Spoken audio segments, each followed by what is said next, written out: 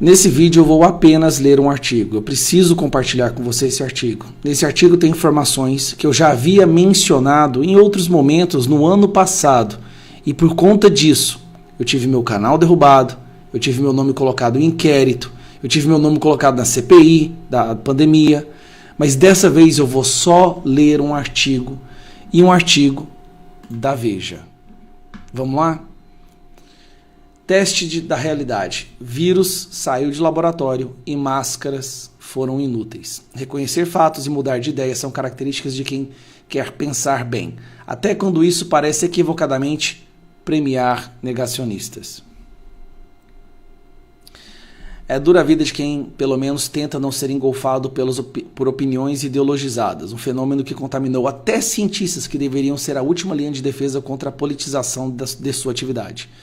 Alguns acontecimentos dos últimos dias dão um certo alívio para os que mantiveram a independência e são algo duro de engolir para quem acreditou firmemente que os negacionistas seriam punidos por seus múltiplos pecados durante a pandemia.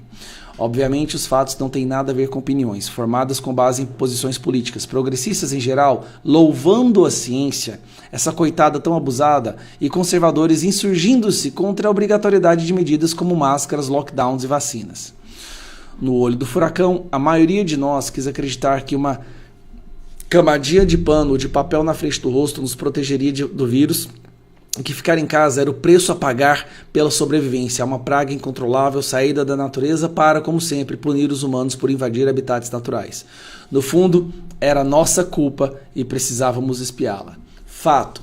O Departamento de Energia dos Estados Unidos e o FBI fizeram declarações apontando uma razoável convicção de que o vírus eu ainda até hoje não consigo falar esse nome porque eu tenho medo de ter o canal derrubado, escapou por acidente do laboratório chinês onde era estudado. Parecia um absurdo lógico imaginar que o vírus aflorado na cidade de Wuhan, onde funciona um laboratório de estudos desse tipo de agente patológico, tivesse saído por acaso de um morcego que infectou o animal intermediário, que infectou humanos. Mas quem disse isso chegou a ser chamado de racista.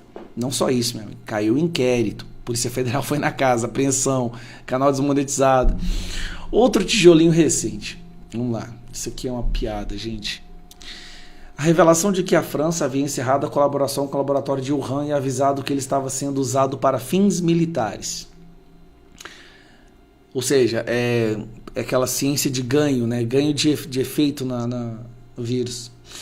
Fato. Uma instituição chamada Cochrane Library, considerada a mais respeitada na análise de intervenções médicas em escala mundial, concluiu que máscaras comuns ou as usadas por profissionais de saúde como a N95 provavelmente fizeram pouca ou nenhuma diferença na propagação da doença.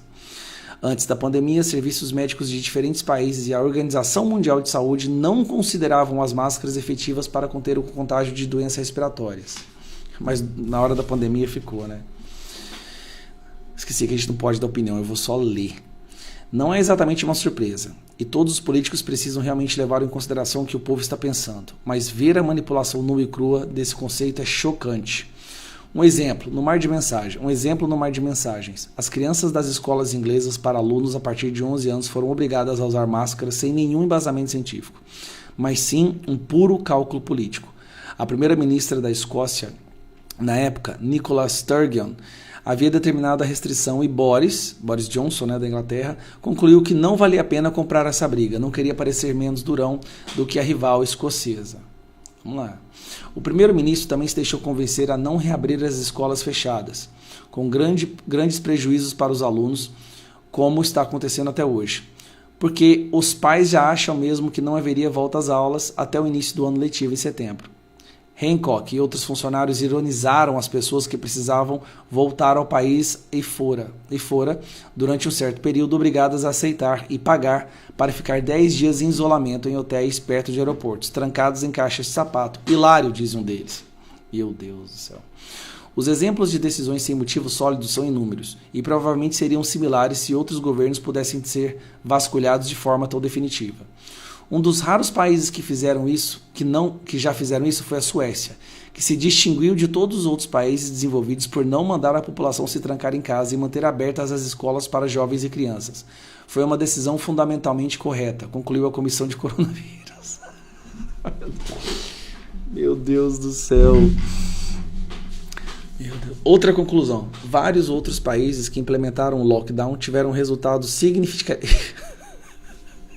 significativamente piores do que os da Suécia. As autoridades médicas, únicas responsáveis pelas medidas oficiais, pecaram por demorar muito para alertar a população e houve aglomerações que deveriam ter sido restringidas, criticou a comissão.